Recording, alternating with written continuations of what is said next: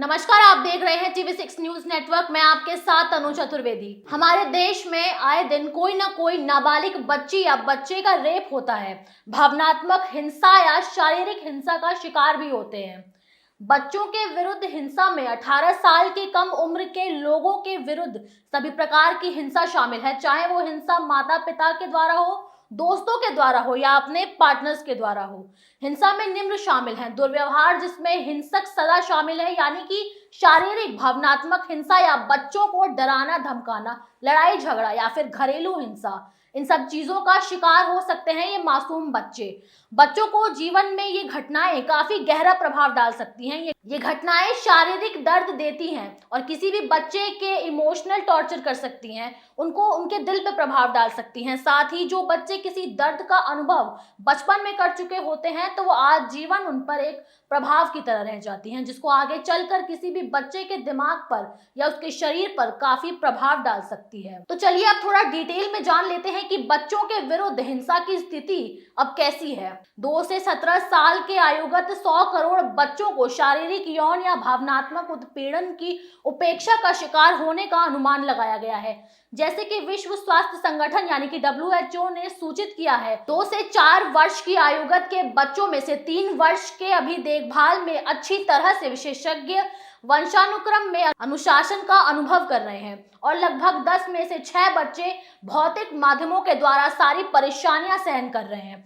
वहीं 2 से 17 साल की आयु के बच्चों में से एक बच्चा हर दिन किसी न किसी हिंसा का शिकार हो रहा है। अब बात करते हैं कि बच्चे आखिर किस तरह से हिंसा से प्रभावित होते हैं, उनके विभिन्न प्रकार क्या होते हैं। शिक्षा के क्षेत्र में विकासशीलता एवं सुरक्षित वातावरण के लिए अनुशासन की आवश्यकता है, लेकिन कुछ स्कूल और घरों में रह रहे शारीरिक दंड की घटनाएं बढ़ती जा रही हैं।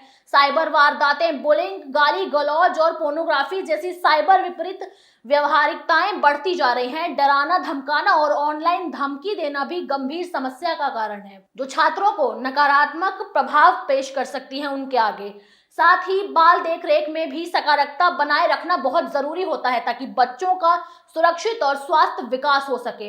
इसी मुद्दे पर TV6 न्यूज नेटवर्क के managing editor doctor Muzaffar Hussain गजाली ने महिला एवं बाल विकास विभाग के जॉइंट डायरेक्टर सुरेश तोमर जी से खास बातचीत की कि आखिर मध्य प्रदेश में वो बच्चों की सुरक्षा के लिए कौन सा ऐसा बड़ा कदम उठा रहे हैं। महिला एवं बाल विकास विभाग के जॉइंट डायरेक्टर जनाब सुरेश तोमर साहब मेरे साथ में हैं। मैं उनसे जानने की कोशिश करूंगा कि मध्य प्रदेश में चाइल्ड प्रोटेक्शन यानी बच्चों की सुरक्षा के लिए वो क्या कर रहे हैं।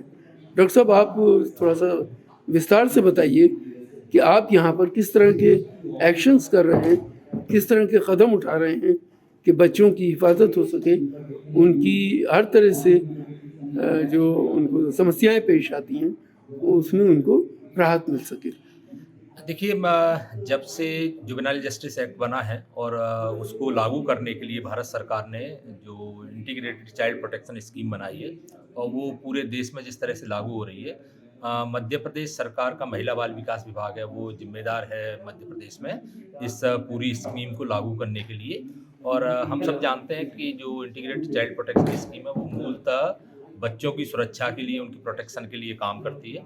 और उसमें हमने इस तरह से प्रावधान किए हैं कि जो बच्चे किसी भी तरह के खतरे में हैं या अपने घर से गुम हो गए हैं या जिनको किसी तरह की सहायता की आवश्यकता है या किसी तरह के अपराध में जिसको कहा जाए कि विधि विरुद्ध कहीं संलग्न हो गए हैं, तो ऐसी स्थिति में उन बच्चों के साथ बच्चों को किस तरह से रिहेबिलिट किया जाए, उनको किस तरह से एक ऐसा वातावरण उपलब्ध कराया जाए जहाँ पर वो इस तरह की परिस्थितियों से, नकारात्मक परिस्थितियों से बाहर निकल सकें।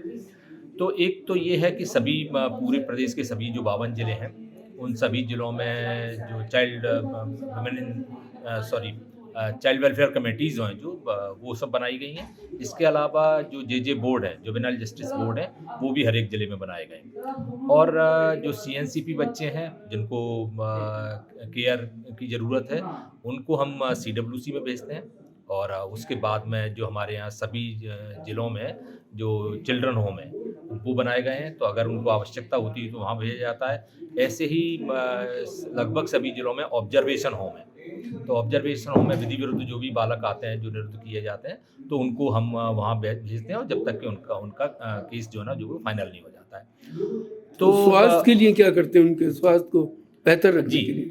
बिल्कुल। देखिए, हमारी जो भी संस्थाएँ हैं, जो बच्चों से संबंधित संस्था हैं, उनका पूरा मेडिकल डिपार्टमेंट जो है ना, हेल्थ डिपार्टमेंट है, उसके साथ में एक एसोसिएशन होता है कि उनके रेगुलर हेल्थ चेकअप होते हैं, और समय-समय पर जब भी यदि किसी बच्चे को ऐसी आवश्यकता है, तो कलेक्टर की अध्यक्षता में जो चाइल्ड जो आईसीपीएस से रिलेटेड जो कमिटीज़ हैं, सोसाइटी हैं, उसका वो कलेक्टर हेड होता है।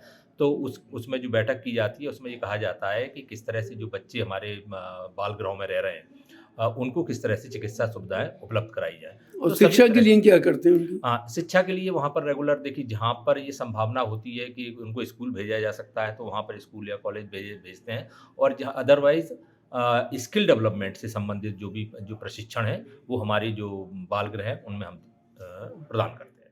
तो यहाँ आपने सुना कि सुरेश तोमर जी को वो महिला एवं बाल विकास के लिए क्या कर रहे हैं। अब आगे बात करते हैं कि बच्चों के खिलाफ जो हिंसा हो रही है, उसके खिलाफ कैसे कार्रवाई करें, कैसे रणनीति बनाएं इन सबसे बचने के लिए। बच्चों के लिए एक सही एनवायरनमेंट रहना चाहिए, ये बहुत ज्यादा मायने रखता है, क्योंकि आज के युग में बच्चा स्कूल में हो या पार्टी में या फिर किसी हॉस्टल में, बच्चों के लिए अगर आसपास का वातावरण सही नहीं है तो वो कुछ नहीं कर पाएंगे और खुद को सिक्योर या फिर सेफ महसूस नहीं फील कर पाएंगे। सामाजिक और व्यवहारिक परिवर्तन, यानी कि इसमें बच्चों के विकास के लिए संस्था को या फिर आसपास में रह रहे लोगों को सोचने की जरूरत है कि कोई भी ऐसे व्यवहार बच्चे के साथ ना किया जाए जिससे कि उसकी उम्मीद और उसकी भावनाओं को ठेस पहुंचे। और अब आखिरी आता है तीसरा, यानी कि बच्चे का सशक्तिकरण। बच्चों की सुरक्षा और उसकी सुरक्षित विकास के लिए सभी स्कूलों में एक सुरक्षित और सकारात्मक वातावरण बनाए रखना काफी आवश्यक होता है। स्कूल को बच्चों का नामांकन करने में सतर्क रहना चाहिए, ऐसे बच्चे पर ध्यान रखना चाहिए जो सड़क पर रह रहे हैं और स्कूल में नामांकन के लिए प्रयासरत हैं। सोशल मीडिया और इंटरनेट पर साइबर विकास और बाल लैंग्वेज शोषण की शिक्षा स्कूली पाठ्यक्रम में शामिल की जानी चाहिए। बच्चों को यौन शोषण और विभिन्न प्रकार के विकासात्मक विशेषज्ञता और परीक्षण करने के लिए परीक्षण देना काफी अत्यंत महत्वपूर्ण है। तो आप लोग भी इस बात पर गौर करें और विरोध बच्चों का नहीं करें, उन लोगों का करें जो बच्चों को मानसिक रूप से और शारीरिक रूप से चोट पहुंचा रहे हो और उन्हें दर्द दे रहे हो। तो सतर्क रहिए और ध्यान रखिए। अब वक्त हो चला है आपसे अलविदा लेने का। ऐसे ही तमाम जानकारियों के लिए देखते रहिए TV6 न्यूज नेटवर्क। वीडियो को लाइक करें और चैनल को सब्सक्राइब किए बिना तो कहीं ना जाए। धन्यवाद।